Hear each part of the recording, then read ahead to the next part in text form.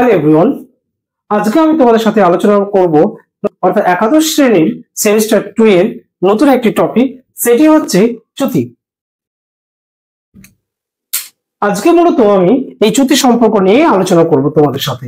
দেখে নাও, চ্যুতিটা কি? ভূ আন্দোলনের ফলে প্রচন্ড টান বা সংক্রমণের সৃষ্টি হয়।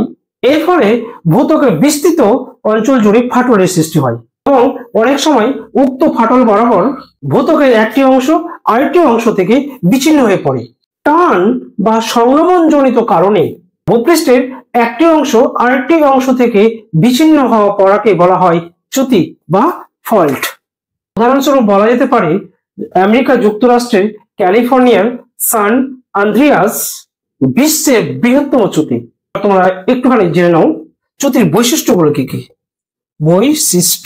চ্যুতির বৈশিষ্ট্যগুলি হলো, 1 নম্বর, ভূ আলোড়নের কারণে ভূত্বকের কোন অংশের সংকোচন ও পীড়ন এবং সম্প্রসারণ বা টান ঘটে। এই ভূত্বকের শিলা স্তরে সৃষ্ট পীড়নের কারণেই মূলত চ্যুতির সৃষ্টি হয়ে থাকে। নাম্বার 2, এই চ্যুতির আকৃতি শিলা স্তরে সৃষ্ট পীড়নের মাত্রার উপর নির্ভর করে।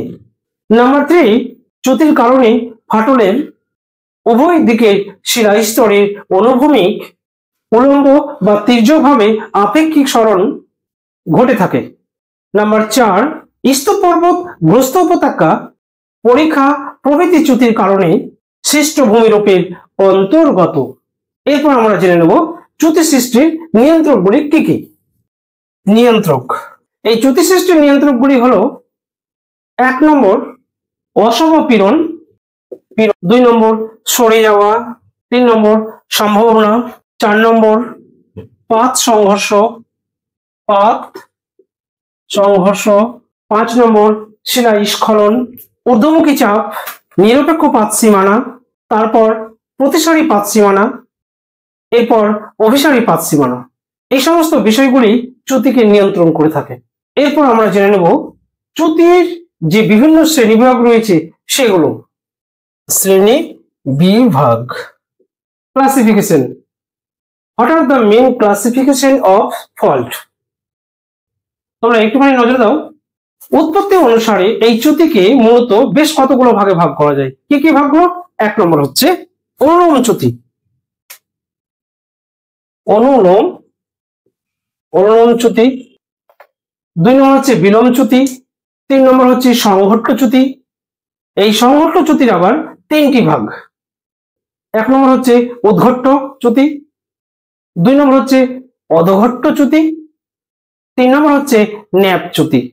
এবার দেখানো প্রকৃত সরণ অনুসারে এই চ্যুতিকে কয়টি ভাগে ভাগ করা যায়। নাম্বার 1, আয়াম স্খলন চ্যুতি, 2 নম্বর নতি স্খলন চ্যুতি, আর 3 নম্বর হচ্ছে তির্যক স্খলন চ্যুতি। এবার আরেকটি চ্যুতি আছে, সেটি হচ্ছে চ্যুতি গোষ্ঠীর নকশা অনুসারে বেশ কতগুলো চ্যুতি লক্ষ্য করা যায়। সেগুলো কি কি দেখো।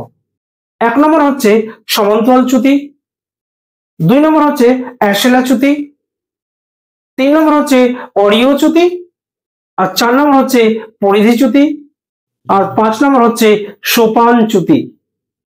এবার তোমরা দেখো জ্যামিতিক বা আকৃতিগত চ্যুতি কয় প্রকার। 1 নম্বর হচ্ছে আয়াম চ্যুতি, 2 নম্বর হচ্ছে নতি চ্যুতি, 3 নম্বর হচ্ছে স্তরায়ন চ্যুতি, 4 নম্বর হচ্ছে কর্ণ চ্যুতি, তারপর হচ্ছে অনুদৈর্ঘ্য চ্যুতি, তারপর হচ্ছে প্রস্থ চ্যুতি, এরপর হচ্ছে তির্যক চ্যুতি। এগুলো হলো চ্যুতির শ্রেণীবিভাগ। এরপর আমরা একটা একটা করে জেনে নেব।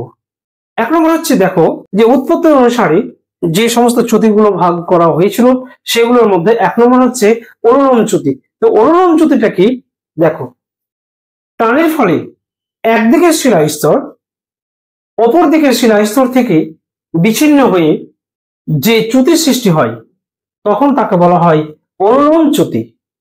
এই অনুলোম চ্যুতিতে চ্যুতিতলের নতি বা ঢাল ও ভূমিভাগ একই দিকে হেলে থাকে। তারপর দেখো 2 নম্বর হচ্ছে বিলোম চ্যুতি। এই বিলোম চ্যুতিটা কি, সংক্রমণ শক্তির ফলে একদিকের শিলা স্তর অপর দিকের শিলা স্তরের উপর ঝুঁকে পড়ে উপরের দিকে উত্থিত হয়, তখন তাকে বলা হয় বিলোম চ্যুতি। এই ক্ষেত্রে চ্যুতিতলের নতি বা ঢাল ভূমি ঢালের বিপরীত দিকে থাকে। এরপরে দেখো সংঘট্ট চ্যুতি। রেকম্বেন্ট ভাঁজে অতিরিক্ত চাপের ফলে শিলাস্তরে ফাটলের সৃষ্টি হয়। উক্ত ফাটল বরাবর নিচের শিলাস্তর থেকে উপরের শিলাস্তরটি বিচ্ছিন্ন হয়ে পড়ে। এর ফলে যে চ্যুতি গঠিত হয় তখন তাকে বলা হয় সংঘট্ট চ্যুতি।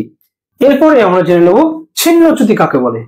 ছিন্ন চ্যুতি যখন অনুভূমিক আলোড়নের ফলে চ্যুতিতল বরাবর একদিকের শিলাস্তর অপর দিকের শিলাস্তর থেকে কিছুটা অনুভূমিক দূরত্ব বজায় রেখে বিচ্ছিন্নভাবে অবস্থান করে, তখন তাকে বলা হয় ছিন্ন চ্যুতি। সোপান চ্যুতি বা ধাপ চ্যুতি।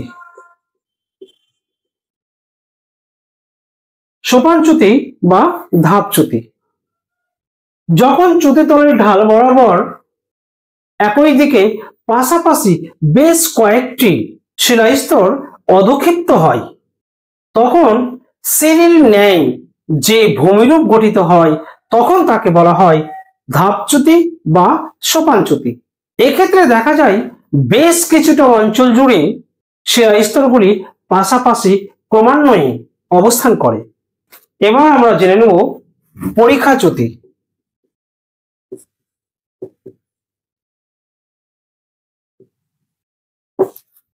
সোপান চ্যুতি যখন দুই দিক থেকে এসে পরস্পর মিলিত হয় তখন দুইটি সোপান চ্যুতির মধ্যবর্তী অংশটি পরিখার ন্যায় যে ভূমিরূপ গঠিত হয় তখন তাকে বলা হয় পরিখা চ্যুতি।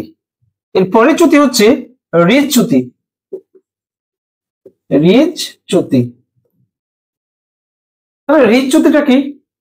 কখনো কখনো দুটি সমান্তরাল চ্যুতির মধ্যবর্তী অংশ পার্শ্ববর্তী দুই দিকের অংশ থেকে বিচ্ছিন্ন হয়ে গিয়ে ওপরের দিকে উত্থিত হলে এর ফলে যে চ্যুতি গঠিত হয় তখন তাকে বলা হয় রিজ চ্যুতি।